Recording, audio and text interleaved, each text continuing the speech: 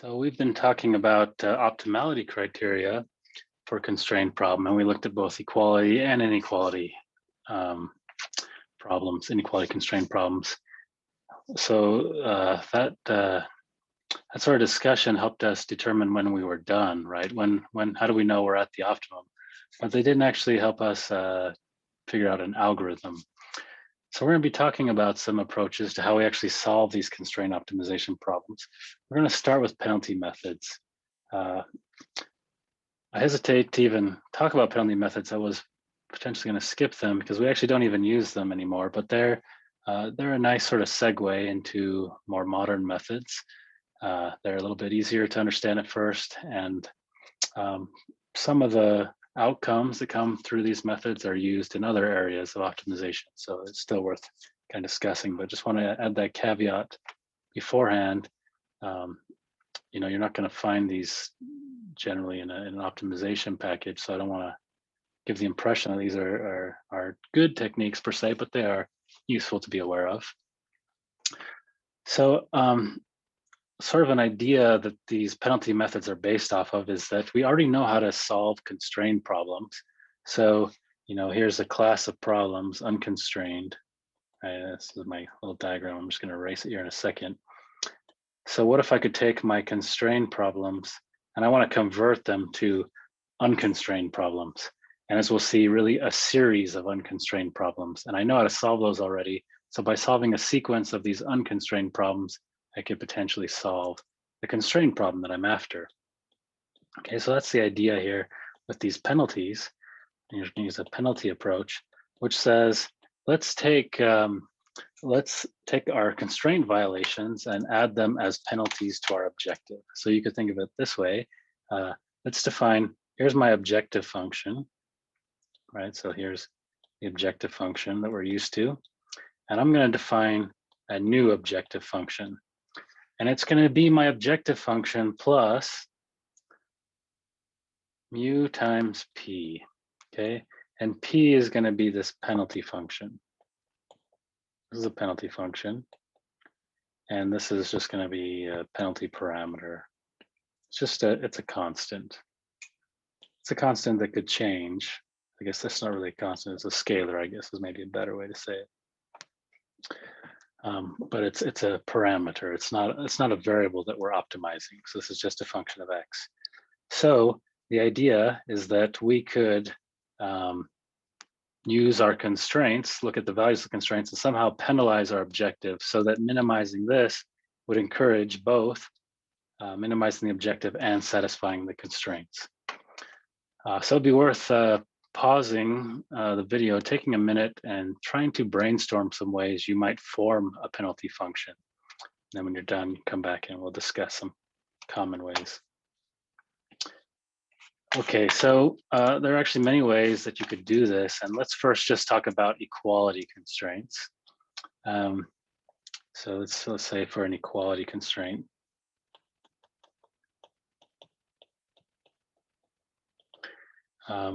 Here's a common one. We could do f of x, the capital F here. And it's not a matrix, sometimes we've used capitals for matrix. That's been our normal, but it's not a matrix. It's just still another vector function here. And what we could do, remember that anytime, so remember our equality constraint is that each equality needs to be 0. That's what we want. So anything that's non-zero is going to, is undesirable. So if we add that to our objective, the optimizer is going to try to minimize that too, right? But we can't just add h because then h could be negative. That would be great for our objective, right? If I just said, oh, let's just add h, then our optimizer is going to try to make h really negative, which of course is bad because that's not satisfying the constraint. So we're going to square h. And there's a whole bunch of them. So potentially, so let's sum up each one, right? It's something we could do. And I forgot the penalty parameter here, or I didn't leave room for it. So we're going to just add this parameter here. That's one way we could do it. And actually by convention, we usually put a 2 there. The only reason for that is just because when we take derivatives, then this squared, right, cancels with the 2. It's merely for convenience, because remember, mu is just this parameter. So we could define mu as twice that or whatever. It doesn't really change anything. It's just a convenience or convention. Okay. Another thing we could do something like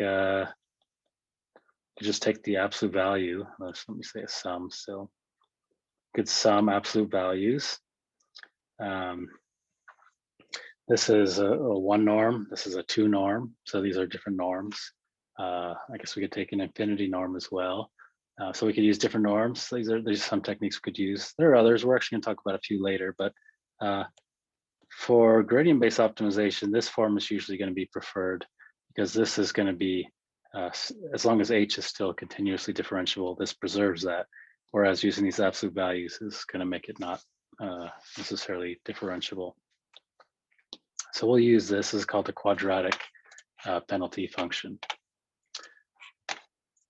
Okay, so here's a picture of, let's just do a simple 1D. 1D here is, it's a little boring of a function, but it's easier to understand. Here's my original function, okay? And here's a constraint, it's equality constraint. And so of course 1D is boring and saying I have to be equal to this x, so, well, obviously that's the answer, is that we're just gonna be right there, but this is just to give us a visual. If I was to optimize the function in an unconstrained way, it's going to, land over here.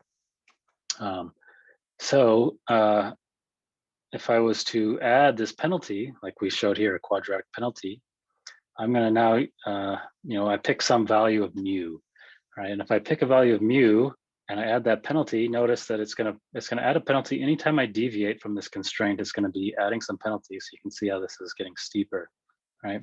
And now the minimum of this penalized function is here, which is close to the actual answer, but not quite. So I need to keep making the penalty bigger, right? As I increase mu, as I make that penalty parameter larger, you can see that the solution comes closer and closer to the true solution of my unconstrained, or sorry, of my constrained problem. Okay, so again, I know 1D is a little boring. It's like the answer is obvious. We say, well, you're constrained to be equal to this value. Well, then that's the answer. But it's just kind of to give us this visual of what's happening, right? That it's going to penalize anything that deviates from that constraint. And of course, this is going to work also in n dimensions as well. So the idea is that we're going to start with mu being relatively small, and we're going to increase mu and solve a series of problems. You might ask, well, why don't we just make mu really big and just solve that problem? We could potentially do that. So there are a few challenges here. One is we don't actually ever recover the true solution until when? When will we recover the true solution? You can see these are all not quite true. Well, we have to make mu infinite, right? The bigger we make mu, the closer we get to the true solution. And so really what's happening here, if we go back to this equation and any penalty in general, is that in order for this to recover the true solution, this penalty has to be exactly 0, right? Because unless this is 0, then we haven't really satisfied our constraints. But the optimizer is going to be clever, right? And so it's going to do, if this penalty parameter is not too big, it's going to say, well, I can actually get, I can decrease my overall objective better by sacrificing a little bit here and taking a little bit of a hit here. So it's always going to balance those somehow, right? And it's only going to prioritize this over everything if mu goes to infinity. Then it's going to say, well, this is just super important. I better satisfy this all the way. So I have to make mu infinitely large. And that's what we can see happening in here, that if mu is not too big, it's saying, well, you know what? I'm going to take a little bit of hit in my function because the trade-off for my constraint actually still makes the overall objective worthwhile. So this leads to problem number 1 with these penalty methods, is that we're actually always going to be slightly infeasible. The bigger we make mu, the worse, or the less that's problematic, but we're always going to be somewhat infeasible. Because again, there's that trade-off. The other is that, as we're alluding to, we actually need mu to be really, really large. But if we do that, what happens is, you can see, I'm going to get this extremely steep curve here. It becomes harder and harder to solve. More technically, we'd say the Hessian is going to become ill-conditioned. And so solving this function is going to be really, really hard. And that's why we actually do it in a series. We start with a smaller mu, in which case the Hessian is better defined. And then we take that solution as the initial point for the next problem. So it's pretty close. It's not going to be as hard to solve. It's going to converge pretty quickly, and so we'll gradually increase mu until we have some acceptable, level of error here. So let's write that as an algorithm. We would say, while, we'll do this in a while loop. It could be a for loop or whatever, and we'll just. I'm not going to write it explicitly mathematically, but we'll say while not converge. You'd have to pick some criteria, right? Ideally, maybe based on how the function's changing or whatever. So what we're going to do is we're going to minimize this f of x, and we're going to store that value in x star. So we're going to just solve that penalized function. And I guess so before we're going to have to initialize, let me just write it this way, we'll initialize the penalty parameter. And I guess if we have no information, maybe it's just 1, okay? And then what we're going to do is that we're now going to increase mu, right? Where rho is going to be some constant bigger than 1, means we're going to make mu bigger each iteration. So we'll start with some mu, and then each time we go through, we're going to iterate. And that's really more or less it, okay? And until, we have some criteria, we just keep making mu bigger. And so rho, what's rho? Well, rho really varies. 1.2 is probably the small end of what rho would be, so we increase it by 20%. If we're really aggressive, you might see as high as 10 times, rho being 10, but somewhere in that range. More typically it's probably 1 point something. We're slowly increasing mu. Okay, so problems. We already discussed some of these problems, just to be clear here. It's always going to be infeasible, at least somewhat. We can reduce that, but it's never going to quite satisfy the constraints. There are several, but I'm just going to highlight the 2 big ones. The other is ill conditioning. Okay, at least with how we've defined it here, there's some techniques to get around that. So let me show you an example of that in 2D. Here's the same kind of circle problem we did in some in-class exercises, and we're going to show in some of the videos next week. So here's a very simple objective, right? It's unbounded from below, so the solution is minus infinity, way down here. And we're just going to have this equality constraint that you have to be on the circle. So the solution is going to be right here in the corner, right? We want to get as far left as possible while remaining on that circle. So if we tried to use this penalty approach, we could do that, right? We could just say, okay, let's minimize now using the techniques I know from just regular unconstrained optimization. And we'll add this constraint, x1 squared plus x2 squared minus 8, right? We had to bring it over to the h equals 0 form. So I could just pick a value for mu, solve it, and maybe try some increasing values of mu, and let's see what that looks like here. So I'm actually going to plot this function here for different values of mu, just to see what it looks like. So here's mu equals 1, and that's pretty good. So you can see the solution is certainly over in this area. It's not quite at -2, -2. It's hard to tell from the picture, right, exactly where it is. I'll make that a little clearer later, but it's actually not super accurate. So let's crank up mu. Let's see where it happens when mu is 100. That's a pretty big value. But now you can start to see some of that ill conditioning. See these function contours here? This is, remember how we had that Rosenbrock problem where we had that really long narrow curve valley? Well, we've created something like that here, right? Where we've got this big curvature, very narrow contours where things are changing very quickly here, right? So this is really difficult to solve directly. So we're going to ease into it, right? Start the problems that are easier, like this one, kind of get into the neighborhood, and then start cranking this up. Another problem with this method that doesn't always occur, but occurs with this one, a problem that's potentially unbounded from below, meaning the unconstrained problem has a solution of -∞, -∞. If the penalty parameter is not large enough, then the penalized version still just goes to -∞. So you could get error on the other side where you guessed mu to be too low. Okay, so here's a plot of what the function looks like, the objective, as we increase mu. So here's at 0.1, 1, 10, 100, 1,000, this is a log scale. And this is what my objective. And you can see it's flattening out at about 10-ish, 20-ish or so, a penalty parameter. Although that's a bit misleading because it's just showing the function. So here I'm plotting now f minus f star. I know what the true solution is. It was at -2, -2. The value is, what was the x1 minus x2? So the value is -4, right? So I know what the true answer is in this case, so I could see how well I'm doing. And so this is my absolute error here.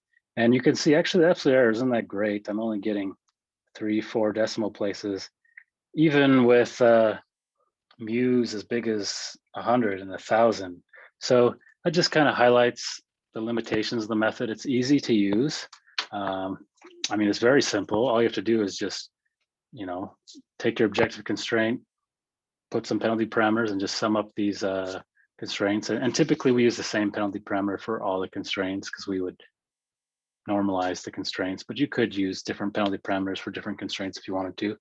But it's a simple thing, right? We just basically take them up, sum them up, which you could do in just a simple for loop.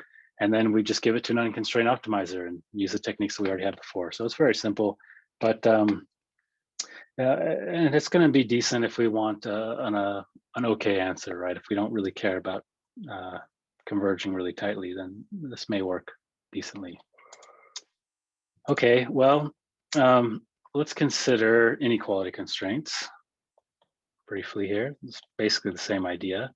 So again, this would be worth pausing and thinking about how might you formulate. Let's say we want to do a quadratic one, just the same as before. How would you modify that for an inequality constraint?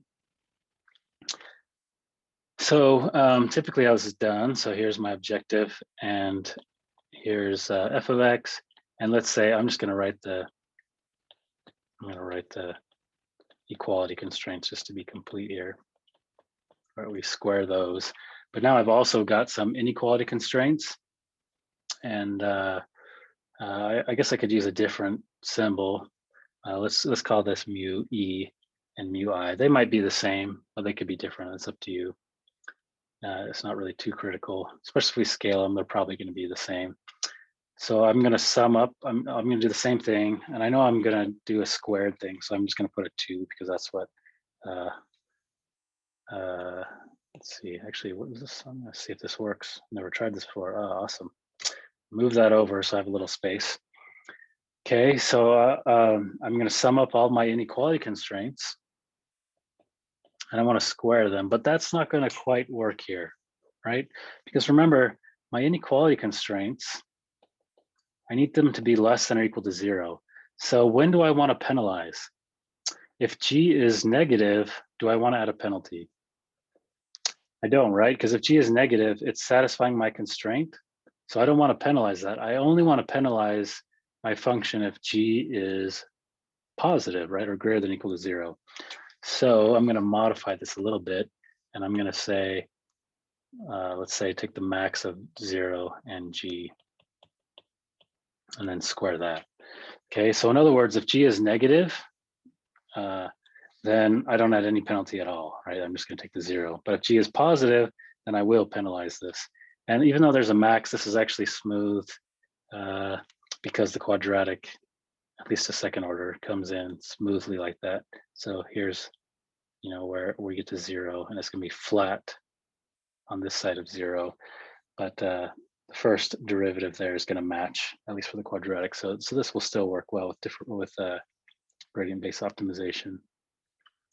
All right, so here's a picture in 1D again. I know a simple problem, but 1D, here's my unconstrained problem, same one as before, but now we added this inequality constraint. So instead of having to be on this line, we say you have to be to the left of this line, right? You can't be in this red area. Okay, that's infeasible. And in this case, it's maybe slightly less obvious, right? Because inequality, we don't know if the solution is necessarily active or not. In this case, it is. But you can see that again, as we increase this penalty parameter, it's going to push us closer and closer to that true solution. All right, so there's maybe one more topic related to this that I'm not going to address here in the video. Just I don't want to dive too much into penalty methods because we don't use them too much, but or we don't use them anymore. But there's this difficulty with ill conditioning that we talked about, and there's a way that we can kind of help address this. So if you remember, my penalty parameter looks like this, right? You could see that this kind of looks a lot like the Lagrangian, right? Because remember the Lagrangian, and it's kind of motivated from that. This is my Lagrangian, lambda times, let's just say I just have penalty functions, or sorry, equality functions. But of course, really, I have multiple Lagrange multipliers here, right? But if I had just one, you could see this is very similar form, and it's kind of motivated by a similar idea. The difference here, though, is mu is something we choose beforehand in the optimization, right? It's just a parameter. We kind of arbitrarily chose it, and we increase it, whereas lambda is something we actually solve for. It's an actual variable. And if you're interested, you can look in the text about this. There's this idea of an augmented Lagrangian that more or less is going to try to combine these two. It's going to say, let's take our penalty function and let's add kind of this Lagrangian term here. The problem is we don't actually know what the Lagrange multipliers are, right, until we solve the problem. So we're just going to try to estimate the Lagrangian. It turns out this works quite a bit better. It gives us kind of this second estimation parameter, and so our error can come down much faster, as long as so basically we have kind of these two knobs here. Either we can make mu really high, or we can get lambda to be close to the true lambda. And if we get lambda somewhat reasonable, then we don't have to crank up mu so much to get a good answer. And so it helps us avoid some of that ill conditioning, because we can keep mu at an acceptable level and just do and through the iterations, we can actually get a reasonable job of estimating Lagrangian. Certainly as we get closer to the end, it's going to be fairly accurate. So that's an alternative approach. It does show up in other areas, which is why I mention it. I'll kind of mention this again later, but as a direct approach, it's not as commonly used anymore. Okay, so I think that's going to be it for penalty methods. Next time, we're going to talk about some how we could attack the KKT conditions directly and try to solve, build an algorithm around that and look at some modern approaches to solving these constrained optimization problems. We'll see you then.